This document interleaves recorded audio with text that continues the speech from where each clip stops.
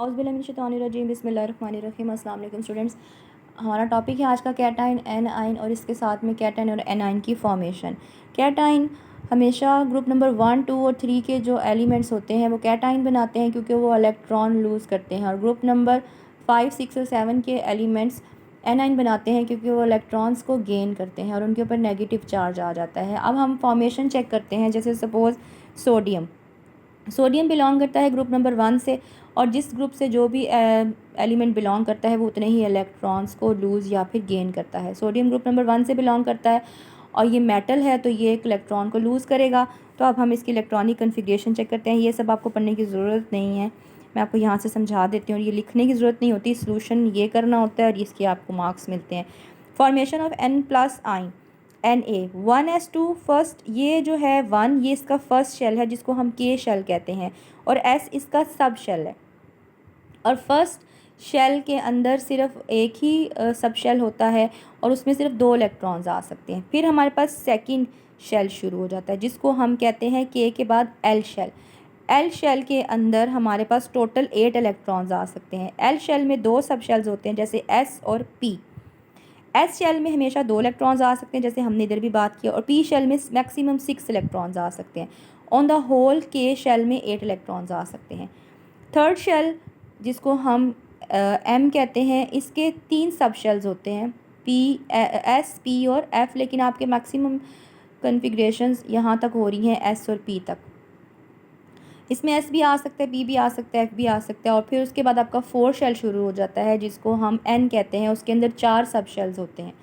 अब यहाँ पे हमने चेक करना है कि हम यहाँ 1 पे रुक क्यों गए, क्योंकि जो सोडियम है इसका एटॉमिक नंबर अगर आप चेक करें तो ये 9 होता है, तो हमने 9 ही इलेक्ट्रॉन्स फुलफिल करने होते हैं। जैसे चेक करें, फर्स्ट में 2 आ गए, इसमें भी 2 आ गए, और इसमें कितने हो गए 6, 7, 8, 9, 10, 11 होता है सोडियम का एटॉमिक नंबर।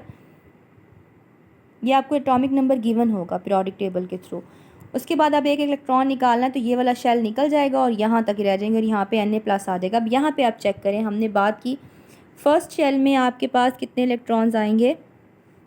ये आपकी बुक में ही ब्लर है, ये रिकॉर्डिंग में ब्लर नहीं आ रहा, ये थोड़ी बुक में ही ब्लर है।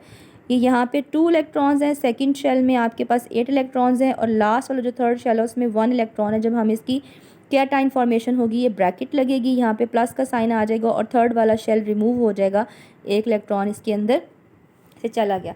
अब मैग्नीशियम की बात करते हैं। Magnesium belongs to group number 2। अगर ये ग्रुप नंबर 2 से बिलोंग करता है, इसके आउटर मोस्ट शेल में 2 इलेक्ट्रॉन्स होंगे और ये 2 इलेक्ट्रॉन्स को लूज़ करके कैटाइन बना देगा। हम इसकी कन्फिग्रेशन देखते हैं 1s2, 2s2, 2p6, 3s2। क्योंकि मैग्नीशियम का एटॉमिक नंबर 12 होता है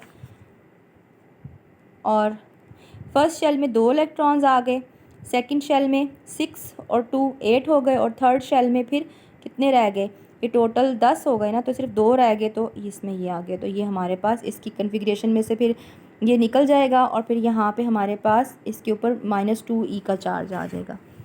यहाँ तक हमारी कन्फिग्रेशन ख़त्म हो गई है। नेक्स्ट हम देखते हैं लिथियम। मैं यहाँ पे आपके सामने बना देती हूँ। जैसे लिथियम है, इसका एटॉमिक नंबर 3 है, तो हम सबसे पहले फर्स्ट शेल बनाएंगे 1s2 और फिर 2s1, क्योंकि इसके 3 एटॉमिक नंबर है तो ये 2 और 1 3 हो गया।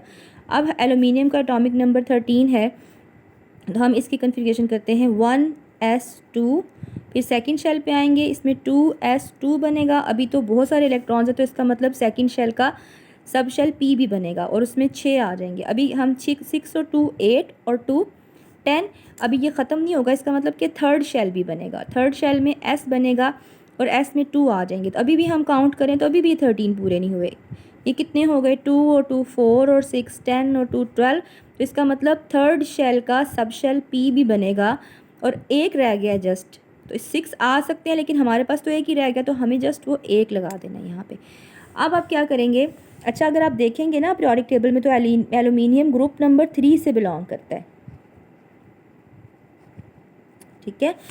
तो ये थर्ड ग्रुप से बिलोंग करता है तो 3 इलेक्ट्रॉन्स को लूज़ कर देगा, ठीक है।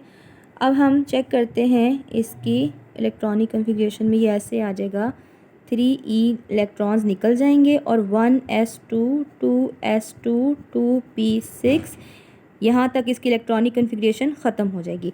अच्छा बच्चों, इसके अलावा एक और इन्फॉर्मेशन मैं आपको बताती चलती हूँ कि ये जो इलेक्ट्रॉनिक कन्फिग्रेशन है इसमें जो 3 है इसका मतलब है कि ये इसका पीरियड है, और ये जो इलेक्ट्रॉन्स है इसका मतलब है कि ये इसका ग्रुप नंबर है।